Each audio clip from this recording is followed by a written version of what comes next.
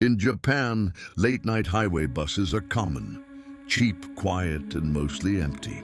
But drivers whisper about Route 66, a mountain road between Kyoto and Gifu, a road where a midnight bus once crashed, and not all passengers were recovered.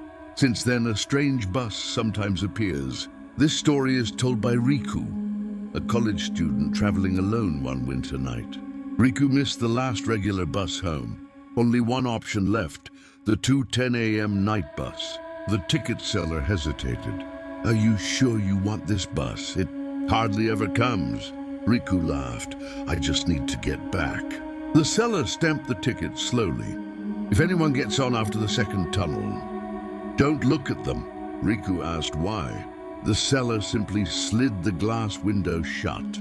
At exactly 2:10 a.m., a white bus pulled up. No logo, no route number, no driver ID. Only 3 passengers were inside. An elderly lady with a suitcase, a teenage girl wearing a school uniform, a middle-aged man sleeping with headphones. Riku took a seat near the middle. The bus door closed with a long hiss. The road was silent, too silent. Inside the tunnel, Riku noticed something strange. The bus windows turned completely black. Not dark, black like ink. He tried to see the driver's face through the mirror, but the mirror was angled too high. Only the top of a head, motionless. When the bus exited the tunnel, the old lady was staring directly at Riku. Her eyes didn't blink. She whispered, "Don't get off, no matter who calls you." Riku moved seats. As they entered the second tunnel, the lights flickered. The teenage girl suddenly stood up, turned toward Riku and said, "Do you see them?" "See who?" he asked. She pointed at the window. Riku looked, a pale hand pressed against the outside glass. Then another, and another.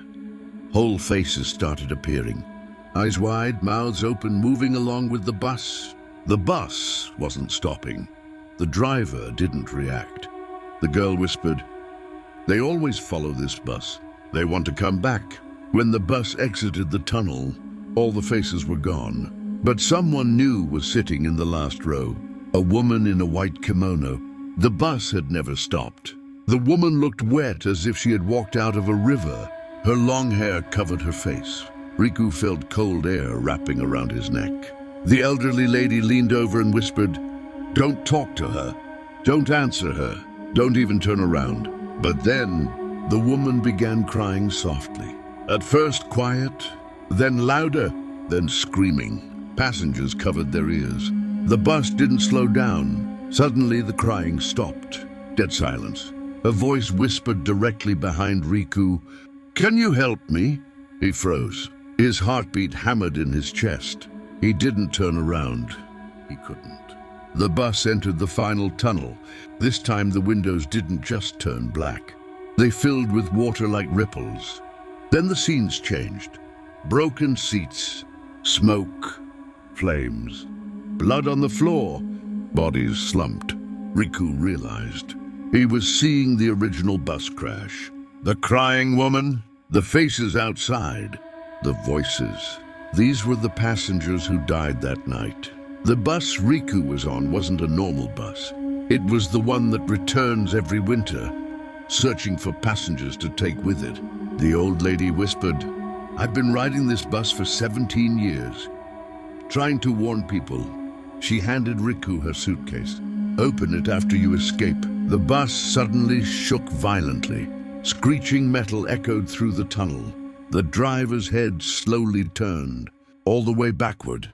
It wasn't a human face, just a burned skull with empty sockets. The dead passengers stood up one by one, turning toward Riku. The kimono woman reached out her hand. "Stay with us." The old lady screamed, "Jump now!" Riku ran down the aisle. The doors burst open by themselves. He leapt out. The moment he hit the ground, the bus vanished. No sound, no lights, nothing, only the distant wind of the mountains. Riku walked until sunrise and finally reached a police station.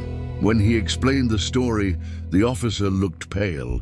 "You rode the Phantom bus," he whispered. "A bus that crashed in 1998. It appears every winter on Route 66. Riku opened the old lady's suitcase. Inside was a stack of driver tickets. Dozens of them.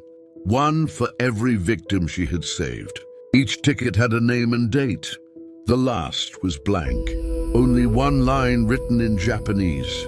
"For the next person I will save." Riku kept that ticket as a warning.